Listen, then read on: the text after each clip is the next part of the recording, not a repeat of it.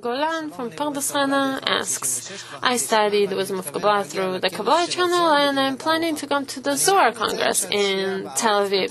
I have to tell you that watching the channel gave me a point of light in my life, and I feel that the people on the screen are really close to me, but I'm scared that I'm going to come to this Congress and I'm not going to know anyone. So what? You don't have to know anyone. You come there to become inspired by a large amount of people who are just like you.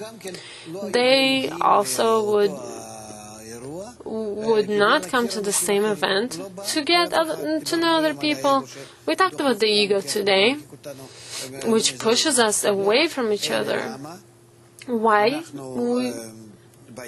We are coming.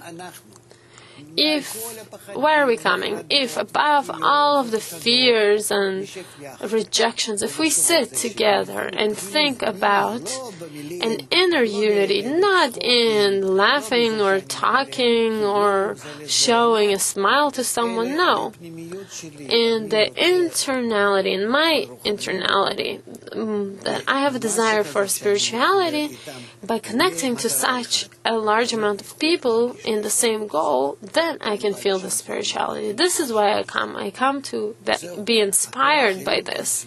And that's it.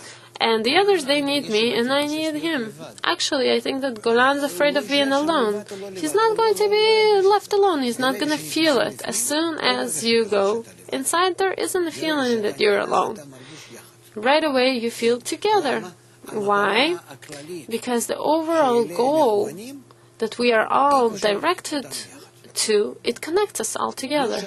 Not that I have to connect to my neighbor here or there. No. The goal that we are focused on is what unites us. Thank you very much, Dr. Lightman. I'm extending an invitation to him. Golan, I'm sure that we will meet at the Congress.